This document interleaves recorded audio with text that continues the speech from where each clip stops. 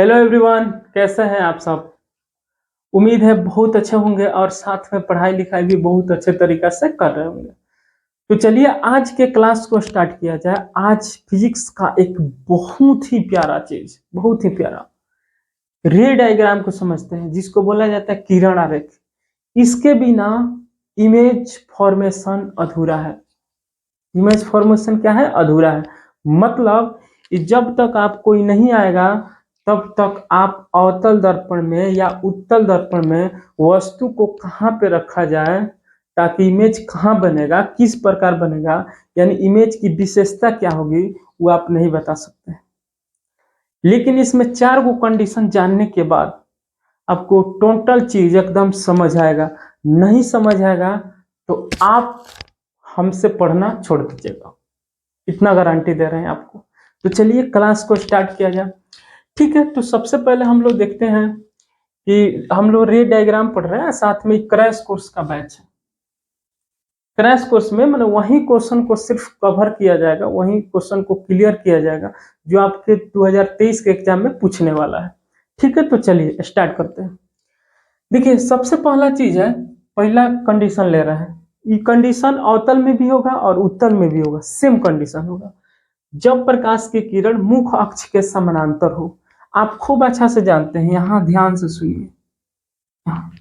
ये आपका अवतल दर्पण है, ऐसे कलई कर दीजिए ये ना। बताइए बात समझ आ रहा है? ये अवतल दर्पण है। अवतल दर्पण में बाहर से कलई किया जाता है और अंदर से प्रकाश का परावर्तन होता है। ये बहुत अच्छा से जानते हैं आप, क्योंकि पिछले वीडियो में हमने क्या किया है, आपको पढ़ा दिया है। ऐसी है। देखिए ये अवतल दर्पण है। अवतल दर्पण में बाहर से कलई किया जाता है और प्रकाश का परावर्तन कहाँ से होता है? ठीक है, अंदर से होता है। अब ध्यान से सुनिए। ई है पी, हाई है एफ, हाई है सी। पी को पोल बोला जाता है, आप जानते हैं, ध्रुव बोला जाता है। एफ को फोकस बोला जाता है और सी को सेंटर ऑफ कर्वेचर यानी वक्रता केंद्र बोला जाता है। अब क्वेश्चन देखिए क्या है। जब प्रकाश की किरण मुख्य अक्ष के समानांतर हो। मुख्य अक्ष, मुख्य अक्ष कौन है भाई? ई वाला है मुख्य अक्ष। पी और सी को जो मिलाने वाली रेखा जो होती है ना, ई, इसको बोला जाता है प्रिंसिपल एक्सिस या मुख्य अक्ष या प्रधान अक्ष बोला जाता है। बात समझ आया?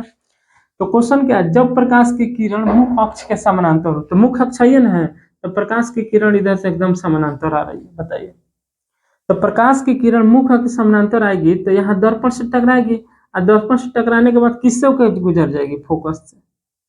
आप लोग स्केल से बनाइएगा, बहुत सुंदर बनेगा। ठीक है ना? बोलिए। तो यहाँ हम डायरेक्ट समझ गए कि भाई जब प्रकाश की किरण मुख्य अक्ष के समानांतर आती है तो दर्पण से टकरा के फोकस से होकर गुजर जाती है। इस बात को समझ गए? कोई दिक्कत है? इधर से भी प्रकाश की किरण मुख्य अक्ष से समानांतर लेंगे, यहाँ जाएगा, दर्पण से टकराएगा, इधर किससे होकर गुजर जाएगा? फोकस से होकर गुजर जाएगा। आपको बात बहुत अच्छा समझ आ रहा होगा। तो पहला कंडीशन क्लियर।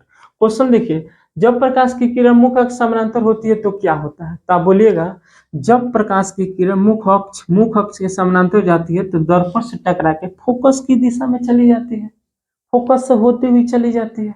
बताइए बात समझ में आ रहा है? कोई दिक्कत नहीं है?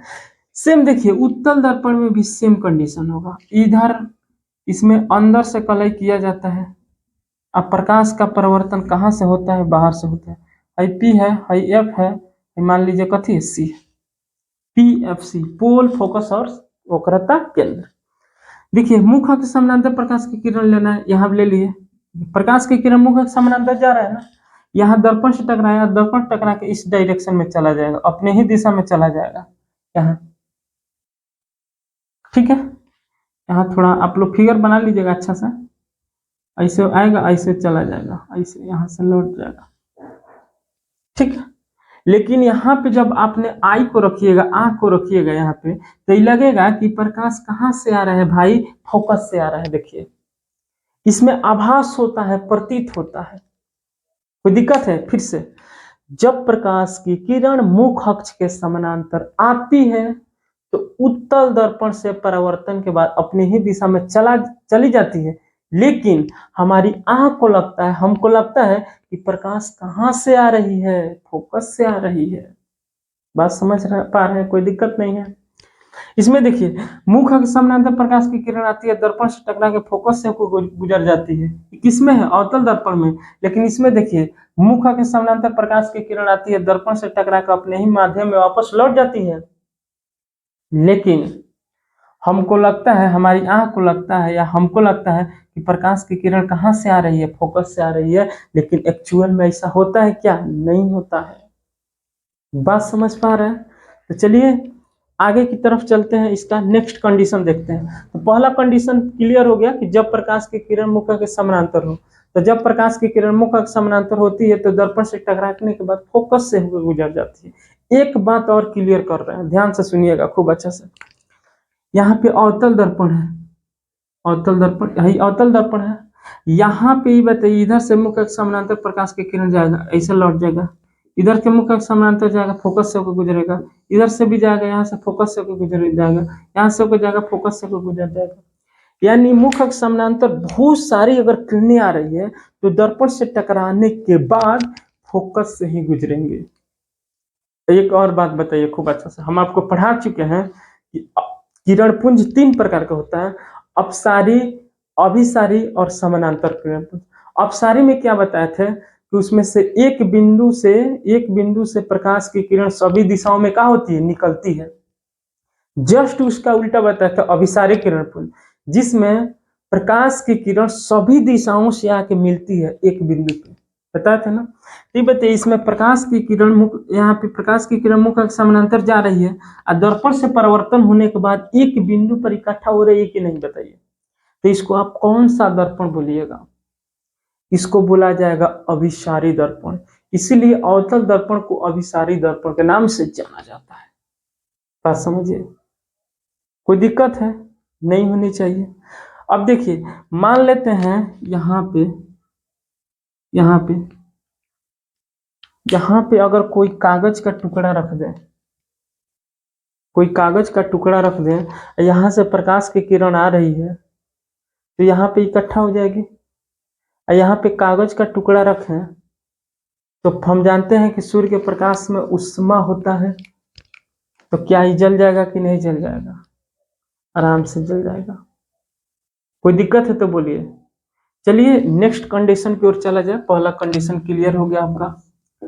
दूसरा कंडीशन में देखिए, दूसरा कंडीशन में थोड़ा फिगर को मिटाते हैं, दूसरा फिगर बनाना पड़ेगा हमको।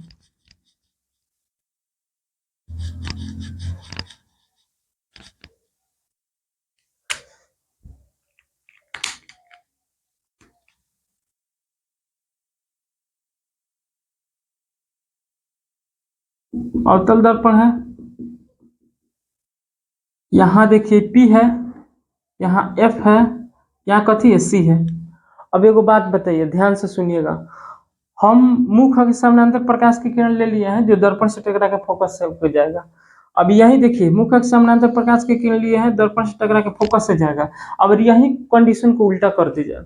अब प्रकाश की किरण कहाँ से लिया जाए? फोकस के डायरेक्शन में, यानी लाइट आप यहाँ से बारी, यहाँ से तो फोकस के डायरेक्शन में जाएगा, दर्पण से टकराएगा, अब मुख अक्ष से क्या हो जाएगा? समानांतर हो जाएगा। बोलिए, बात समझ आ रहा है? एगो में दूगो कंडीशन, एगो याद कीजिए, दूगो कंडीशन बन जाएगा कि मुख अक्ष के समानांतर प्रकाश की किरण आती है तो दर्पण से टकरा के फोकस होकर जाती है, लेकिन फोकस की डायरेक्शन में प्रकाश की किरण आती है तो दर्पण से टकरा कर मुख अक्ष के समानांतर हो जाती है। बताइए, इसमें भी सेम कंडीशन होगा। देखिए देखिए, उत्तल दर्पण है, यहाँ P है, यहाँ F है, यहाँ आपका C हो जाएगा। यहाँ देखिए प्रकाश की किरण इधर ऐसे इधर से आएगी, फोकस के डायरेक्शन में आएगी, लगेगा कि प्रकाश की किरण जाके एकदम फोकस पे मिल जाएगी, लेकिन क्या ऐसे होगा? क्या नहीं होगा। फोकस के डायरेक्शन में आएगी, दर्पण से टकरा के मुख अक्ष से क्या हो जाएगी? समानांतर हो जाएगी। लेकिन हमारी आंख को लगेगा कि प्रकाश की किरण कहाँ पे मिलेगी? फोकस पे जाके मिलेगी। बताइए, तो हम यहाँ से कह सकते हैं कि मुख, यहाँ से बोल सकते हैं कि फोकस की दिशा में प्रकाश की किरण जाती है तो दर्पण से टकरा के मुख अक्ष के समानांतर हो जाती है। वही देखिए, इसमें भी फोकस की दिशा में प्रकाश की किरण आ रही है, दर्पण से टकरा के मुख अक्ष के क्या हो रही है? समानांतर हो जा रही है, एकदम आमने सामने हो जा रही है। लेकिन हमको लगेगा, हमारी आंख को लगता है कि प्रकाश की किरण मिल कहाँ रही है फोकस पर, लेकिन एक्चुअल में ऐसा नहीं होता है। बोलिए, बात समझ आ गया होगा आपको। दूसरा नंबर कंडीशन भी हो गया। तीसरा नंबर कंडीशन में आइए आप। ठीक है, तीसरा नंबर कंडीशन को देखते हैं।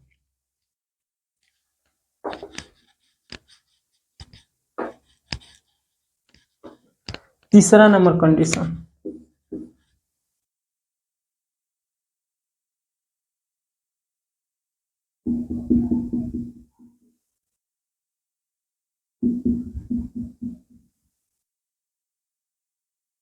ध्यान से सुनिए।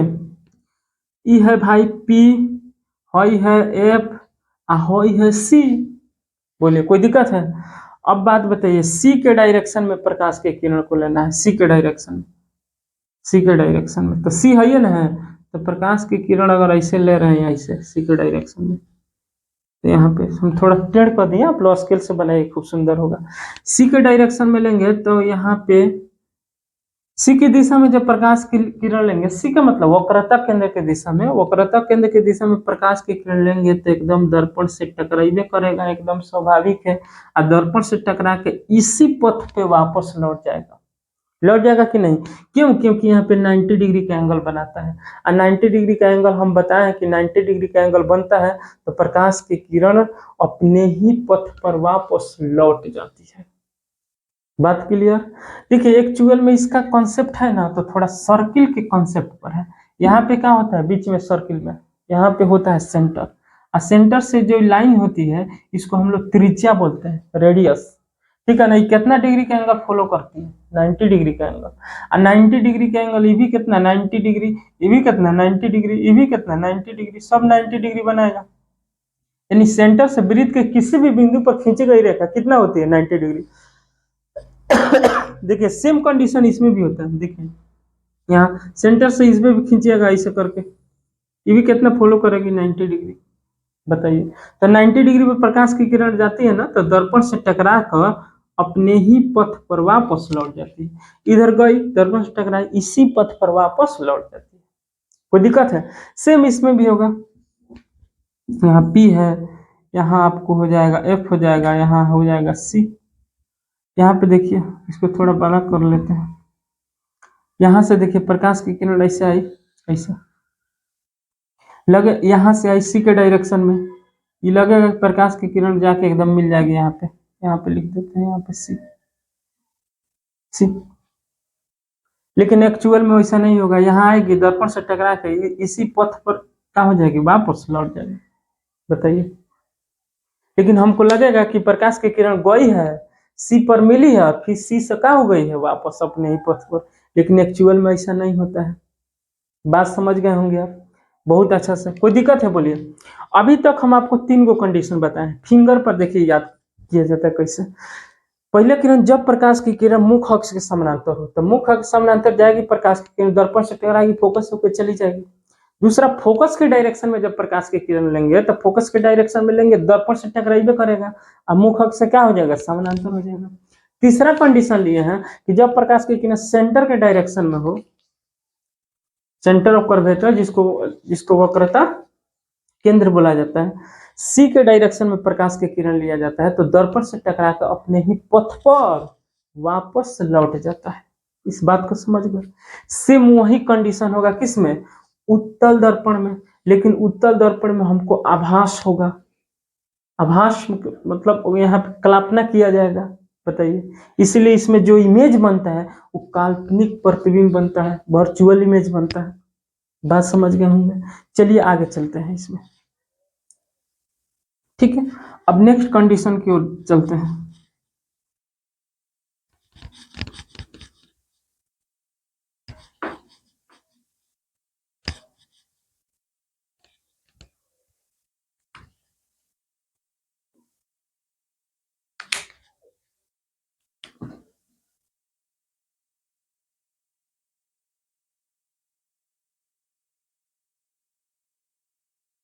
ये अवतल दर्पण है भाई, अवतल दर्पण। ये कौन सा दर्पण है? उत्तल दर्पण। ठीक है, यहां से देखिए, ये तो पी है, आप जानते हैं पी पोल। ई है एफ, हाई कथी है, सी है। यदि प्रकाश, नेक्स्ट देखिए कंडीशन क्या है, जब प्रकाश की किरण ध्रुव की दिशा में आपतित हो, ध्रुव को ही बोला जाता है पोल, पोल डिनोट किया जाता है कथी से, पी से। जब प्रकाश की किरण ध्रुव की दिशा में आपतित हो तो यहाँ ध्रुव की दिशा में जाएगा, दर्पण से टकरा के अपने ही माध्यम में वापस हो जाएगा। ठीक है, फिर से बोलते हैं, ध्यान से सुनिए। जब प्रकाश की किरण ध्रुव की दिशा में जाता है तो दर्पण से टकरा के अपने ही माध्यम में वापस लौट जाता है, लेकिन यहाँ जो प्रिंसिपल एक्सिस है ना मेरे भाई, यहाँ प्रिंसिपल एक्सिस है, इसको प्रधान अक्ष हम लोग बोलते हैं, वो अभिलंब का काम करेगा, अभिलंब का। इसको नॉर्मल बोला जाता है, नॉर्मल। देख रहा ना, इस तरीके का कुछ आकृति बन रहा, ऐसे कुछ, ऐसे ऐसे ई। तो ये देखिए प्रकाश की किरण आ रही है, यहाँ मान लीजिए पी है, यहाँ पी से टकरा कर अपने ही माध्यम में क्या हो रही है, वापस लौट जा रही है, लौट रही है कि नहीं। लेकिन है जो है प्रिंसिपल एक्सिस, ये किसका काम कर रहा है भाई, नॉर्मल का। नॉर्मल का मतलब अभिलंब का। सेम कंडीशन इसमें भी होता है, यहाँ पे P है, यहाँ पे F हो जाएगा, यहाँ पे C हो जाएगा, पोल के डायरेक्शन में आया, दर्पण से टकरा के अपने ही माध्यम में वापस लौट गया। माध्यम बताइए, माध्यम, माध्यम अपने ही माध्यम में हम क्यों कर रहे हैं, इस बात को समझ रहे हैं ना। अगर ये बताइए, ये जो प्रकाश की किरण आया, अगर इसको पूरा ही दर्पणवा है ना, इसको छेद के बाहर निकल जाता है तो माध्यम चेंज हो जाता। ठीक है, जैसे प्रकाश की किरण हवा से कांच में जा रही हो, हवा से पानी में जा रही हो, तो माध्यम चेंज हो जाता है, जो आपको अगले चैप्टर में रिफ्रैक्शन ऑफ लाइट में पढ़ाया जाएगा, प्रकाश का अपवर्तन में। ठीक है, अभी तत्काल के लिए समझिए कि जब प्रकाश की किरण पी के डायरेक्शन में गया तो दर्पण से टकरा कर अपने ही माध्यम में वापस लौट गया। जैसे मान लीजिए हम यहाँ हैं, इधर हम आ जाए तो क्या माध्यम चेंज हो गया, नहीं, हम हवा से ही हवा में जा रहे हैं तो माध्यम चेंज नहीं हुआ मेरे भाई। देखिए यहाँ पे देखिए, पी के डायरेक्शन में प्रकाश की किरण आता है, दर्पण से टकरा के अपने ही माध्यम में वापस लौट जाता है, लेकिन प्रिंसिपल एक्सिस अभिलंब का कार्य करता है। सेम उस इसमें भी पी के डायरेक्शन में प्रकाश की किरण आता है, दर्पण से टकरा कर, ठीक है ना, अपने ही माध्यम में वापस लौट जाता है, लेकिन हाई जो है प्रिंसिपल एक्सिस, ठीक है ना, वो अभिलंब का कार्य करता है। बात इतना समझ आ गया होगा आपको बहुत अच्छा से। फिर से एक बार हाथ पर देखिए, 4 गो कंडीशन है। जब प्रकाश की किरण मुख्य समानांतर आती है तो दर्पण से टकरा के फोकस से होकर जाएगी, ठीक, पहला कंडीशन क्लियर। जब प्रकाश की किरण फोकस के डायरेक्शन में आएगी तो दर्पण से टकरा के मुख्य के समानांतर हो जाएगी, दूसरा कंडीशन क्लियर। जब प्रकाश की किरण सेंटर ऑफ कर्वेचर यानी सी के डायरेक्शन में आएगी तो दर्पण से टकरा के अपने ही पथ पर वापस लौट जाएगी, 3 गो कंडीशन। चौथा कंडीशन, जब प्रकाश की किरण पोल के डायरेक्शन में आएगी यानी पी के डायरेक्शन में तो दर्पण से टकरा कर अपने ही माध्यम में वापस लौट जाएगी, लेकिन उसमें प्रिंसिपल एक्सिस अभिलंब का कार्य करेगा। बात समझ गए हैं। अगर वीडियो बहुत अच्छा लगता है आपको तो लोगों को बताइए, अपने दोस्त को बताइए। देखिए अगर आप किसी का भला कर देते हैं ना, आप किसी का भला करते हैं तो कहीं ना कहीं ऊपर वाला भी आपका भला करेगा एकदम। इसीलिए कहीं भी रहिए, एक दूसरे का भलाई करते रहिए, मस्ती से रहिए, पढ़िए, किसी प्रकार की टेंशन नहीं है। जिंदगी भाई एक बार मिली है, दोबारा मिलने वाला नहीं है। इसको एंजॉय के साथ खूब अच्छे तरीके से पढ़िए, खूब अच्छे से अपने माता पिता का नाम को रोशन कीजिए, एकदम अपने गुरुजनों की सेवा कीजिए। चलिए, ओके, बाय।